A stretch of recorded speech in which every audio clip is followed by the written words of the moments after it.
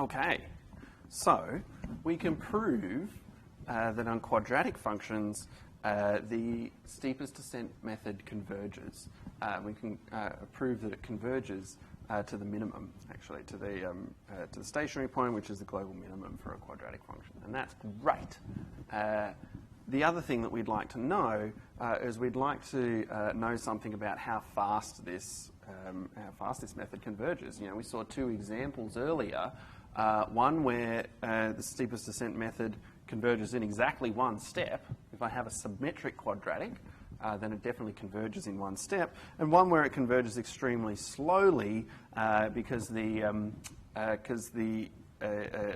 quadratic function is sort of steep in one direction but shallow in the other direction. So that's what we're going to explore here. How can we tell given a quadratic function, between those two cases?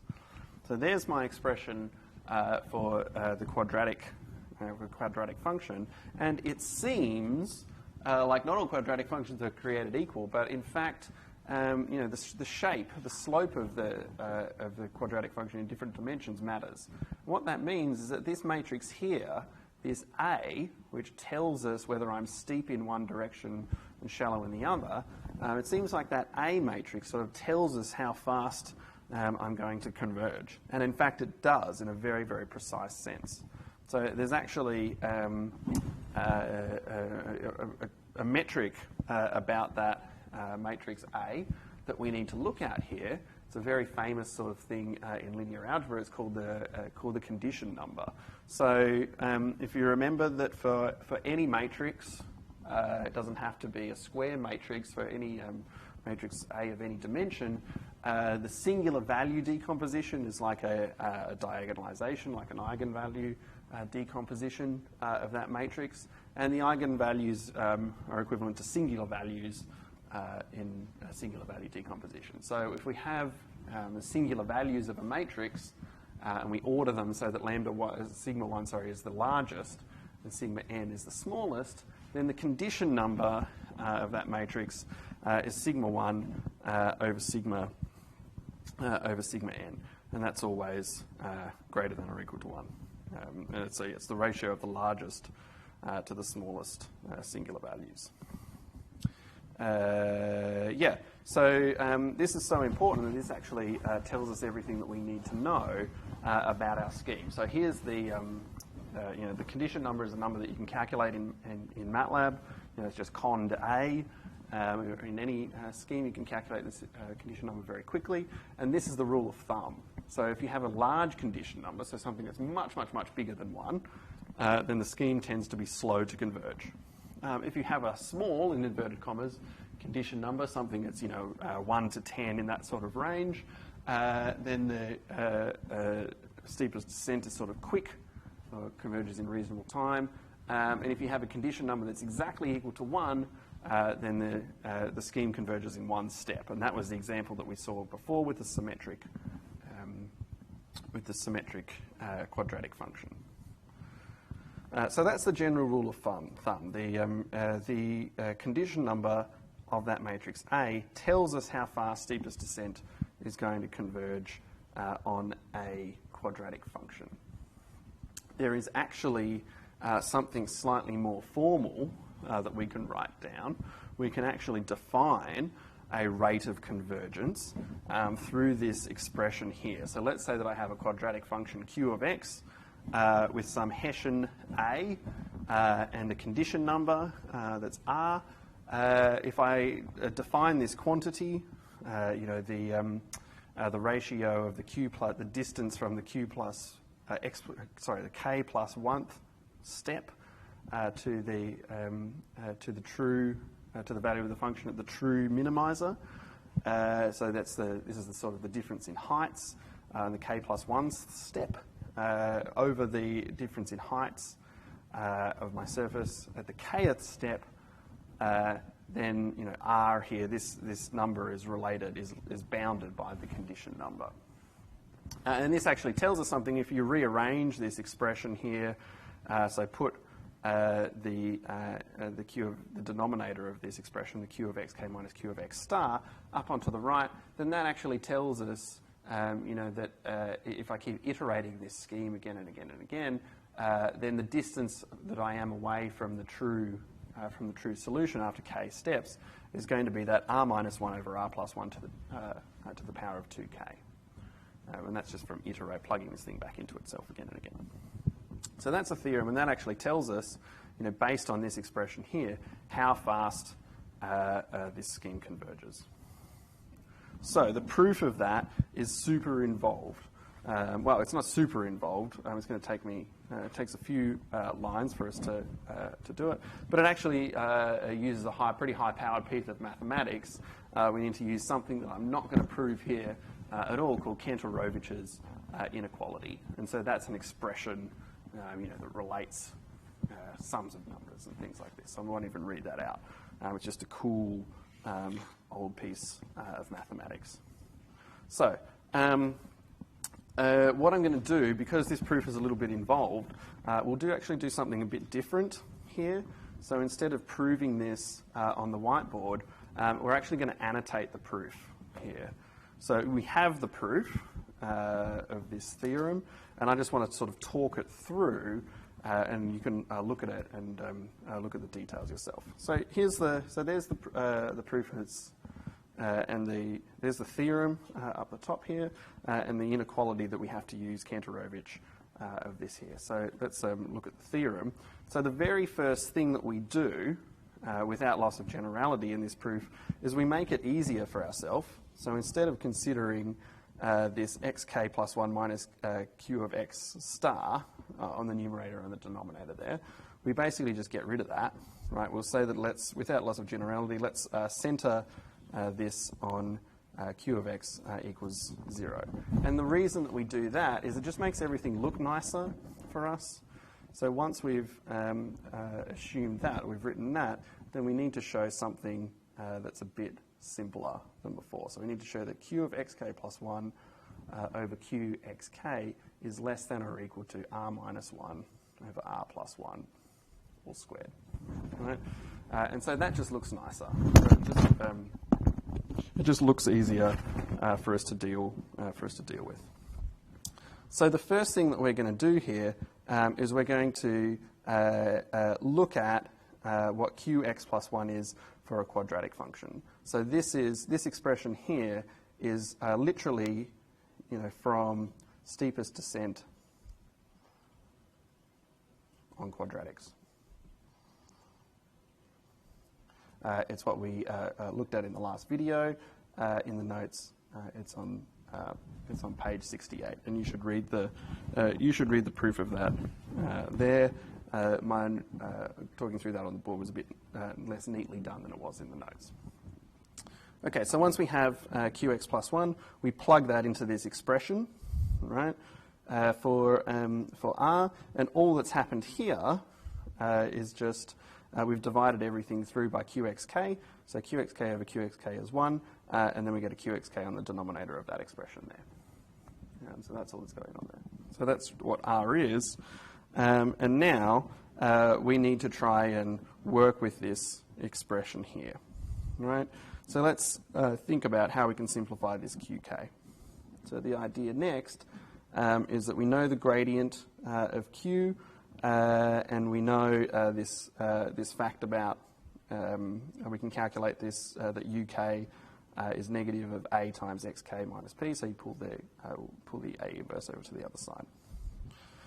So then, you know, the only line that's missing here is that q of xk, right, let's just write out what the quadratic function looks like here. So this is that times a times xk minus p. Right, and I've assumed, well, I can just assume without loss of generality again that d is equal to 0, so I don't need to worry about the scalar in that. And then, so what I'm doing now is I'm plugging in xk minus p, so I'm plugging in that expression in here, and I'll get negative a inverse times uk, negative a inverse times uk, applying the transpose here, so writing the transpose of the product as the product of the transposes, but flipped around, and using that A is symmetric, we get the A's A and the A inverse sitting in the middle, which is an identity. So that's great. So we end up with this expression just here, which we'll call star. So what's the annotation that we need to do here? Maybe we'll just write in plugging xk minus p in terms of the gradient of q. That's all we'll do there. Okay, and so now we're plugging in q of xk back into R up here, and that's what appears down here. So that q of xk is just that expression down there, which has come from there. So that's just subbing this equation star into R. That's all there is. So now I've got an expression that's quite messy here. It's quite ugly, and in particular, the denominator of that is quite ugly. So I'd like to simplify this. And the thing that I can see is I've got an A and an A inverse here that are sort of close, and I'd love to be able to cancel those out in some way or get them closer together, but I can't because there are these u's in the way. So now we're going to use the fact, we're actually going to bring back our singular value decomposition of A. So I can write A as V times S times V transpose, right? Where S is a diagonal matrix. And if I can do that, I can actually make some progress here. So the other thing that I can do is I can say, let's let Y be equal to V transpose times UK, right? So because I've got, if I replace A with its singular value decomposition, I'll get V transposes times UKs, so we'll call those Ys. We'll group those together, and if we do that, we get something that's a little bit nicer. So this expression, this ugly expression now, so plugging in A is Vs times V transpose, and plugging in V transpose times UK, which I get in a couple of spots, right? I get Ys and Y transposes. So here I'm going to need that, if I make that definition, Y is equal to V transpose times UK, which is going to give me that Y transpose is equal to UK transpose times V. So we plug that in, we get this expression here, which now looks quite nice. Now looks a lot simpler. So the beautiful thing here is I've got just Y's and S's, and S is a diagonal matrix. This is the important thing, is that S looks like sigma 1, sigma 2, all the way to sigma n, and it's got zeros everywhere else. So that's the big trick here. So because of that, this object I can write just as a sum of the singular values times y squareds, and the S inverses are going to be 1 over sigmas, and they're going to contribute to this sum. So I've split this all up into these two sums. Now, what was the point of that? Of getting to that point? Well, now I can use this Kantorovich inequality here. The thing that I've got on the left of Kantorovich's inequality is exactly of the form of that expression there that I'm interested in. So that looks like Kantorovich.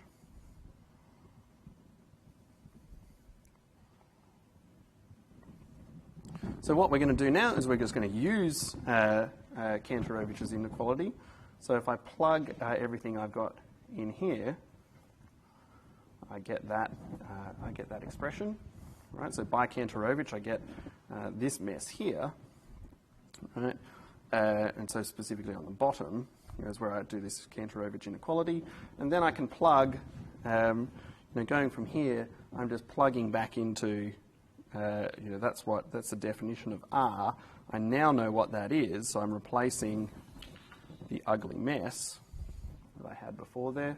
I'm going to replace that with this thing that's been bounded by Kantorovich's inequality, do some rearrangement. So all that's happening from here to here is some rearrangement, and then I'm, to get to the last line, I'm dividing top and bottom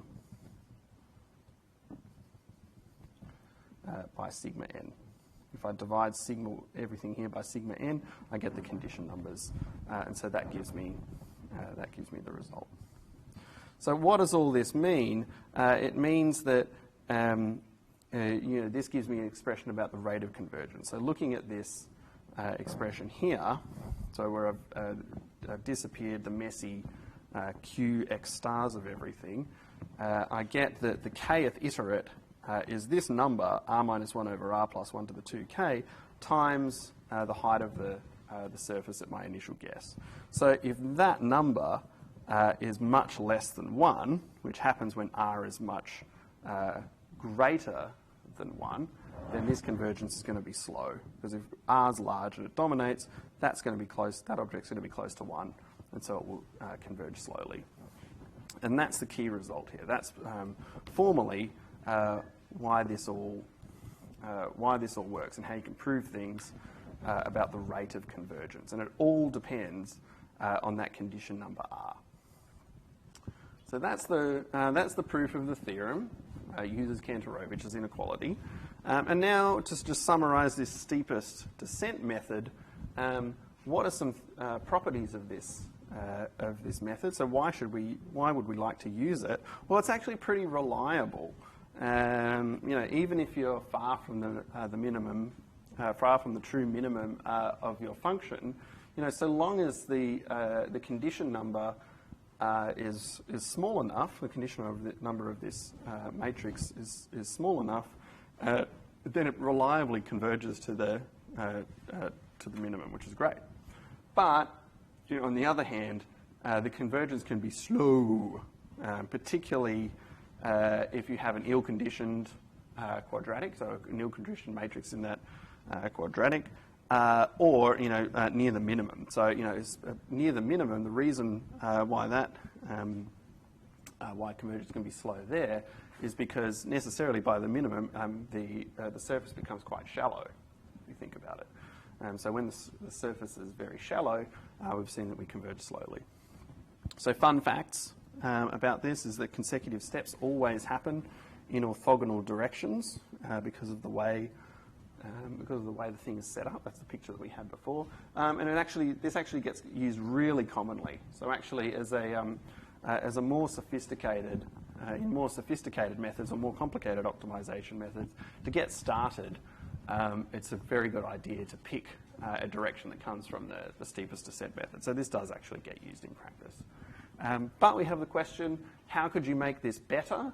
We don't really have any control over how many steps it takes to get to the minimum. Is there a way that we can guarantee that we get to the minimum very quickly? It turns out there is, and that's what we'll talk about in the next video.